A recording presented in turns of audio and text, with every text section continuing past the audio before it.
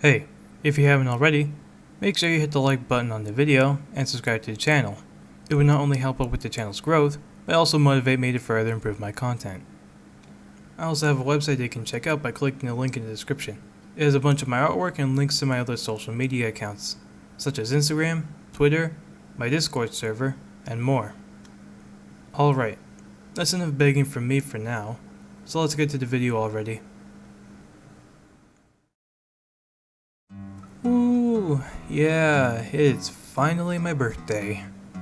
Now, I only have to wait for one more year to not only become an adult, but also to be able to swear in front of my mom. Which is totally not an odd rule in the slightest, not at all. Anyway, as you could probably tell by the title and thumbnail, I'm turning 17 today. Which seems to be the beginning of the end of my teen years. And hopefully my puberty as well while we're at it.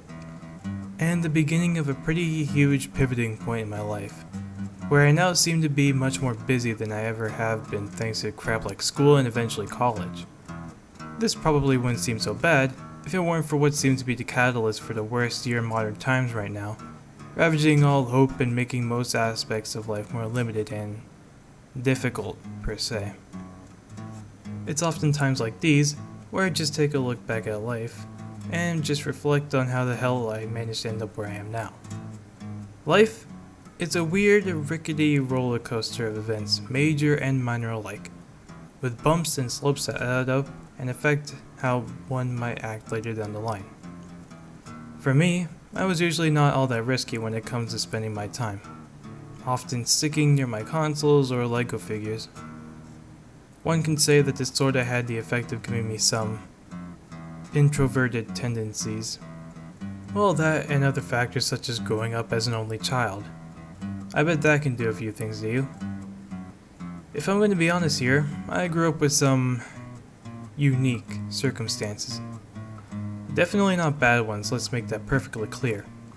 I know that there are people out there that have it way worse than me, and I'm infinitely grateful for the people and things I do have in my life. Now, with all that taken into consideration, let's talk about some personal things that I know I won't ever be able to talk about in front of the people I know. Why, you may ask? It's because I don't feel comfortable talking about these things to others.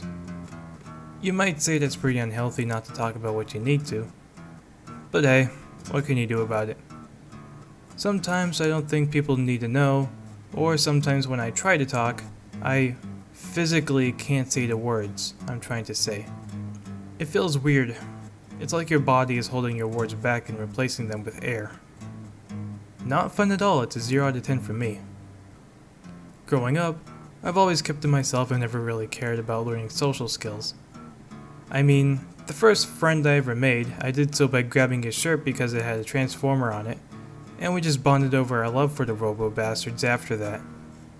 That was in grade 1, and I'm still friends with the guy to this day. That sort of set the precedence for the rest of my time at elementary school.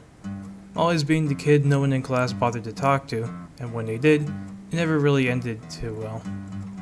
This all leads into what can be seen as probably the salt to be poured into the gaping wound.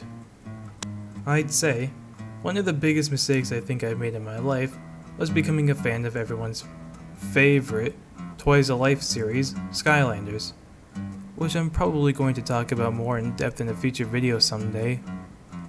I mean, I could have just stuck with Lego and gone on with my time, but no, I just had to jump right into the rabbit hole with no chance of getting out in the near future. In summary, I got borderline, no, what am I talking about? Completely addicted to these other pieces of plastic, that it basically became 75% of my personality. Whenever a new game would come out, I would make it my sworn duty to collect as many as I could. And did I mention these things would cost as much as $25 a pop, up to $60 for some of the variants. Now, multiply that by the number of figures in the series, and you can see why I regret this so much now. Besides from it fucking up my social status, or what little there was in the first place, making me the, let's just call it, odd one out, even amongst a group of odd ones out. I was treated as a little kid that somehow managed to get better grades than half the class. Take that, you losers. Only years later was I able to sort of shake this off in high school, meeting new people and never going into detail with them on this aspect of my life.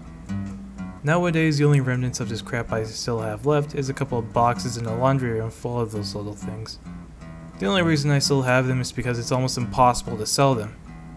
So, they just stay there as a burning reminder of my cringy as hell past. A reminder of why I can't talk to people as well as others may. I'm pretty sure the only saving grace for that period of time was after when the Skylanders games were cancelled, I got a VR headset for Christmas. And the first game I downloaded for it was Rec Room. With it, I managed to gain some confidence when talking to other people online, and even make some friends in the process. Granted, they all live in the US. Damn, that was hard for me to just get all personal like that. I mean, just put yourself in my shoes here after everything I just talked about. I typically don't like talking about myself in front of people like that. Yeah, I try to get myself out there all the time by talking about what I make and also letting it speak for me. That's kinda what my entire channel was made for. But when it comes to digging up those parts of my past, or what I truly think sometimes, it almost feels like what I mentioned earlier about being physically unable to say something, but for typing out on a script with a keyboard. Now then, let's talk about the other half of the title. Now what? Honestly, it's quite difficult to say. Thanks to these ongoing events at the moment, it almost feels like every glimmer of hope I have just has to get snuffed out thanks to either my insecurities or some random bullshit that I have no control over. At this point, it feels more like a pain in the ass than fun to make anything. And it's not like anyone would even care about the end product anyways. I'd be surprised if anyone even makes it to this point while watching. Yeah, I watch my analytics. I know what's going on. Other than that, as I get older, I'm able to better figure out what I want to do. Whether that means game design, animation, or whatever the hell this is. This is all so that I can tell the world all the stories stuck in my head. The ones I stay awake at night trying to think about. Which doesn't help my already bad sleep problems. It's all I have, and I can't think of anything else to go for in life right now. The only thing I know for now is that I have a goal to reach, and all I need to do is find the way to reach it, and pray for the best during the process. Anyway, that's all I have for this unfortunately overly negative video. So I hope you enjoyed what you watched, and I'll see you next time.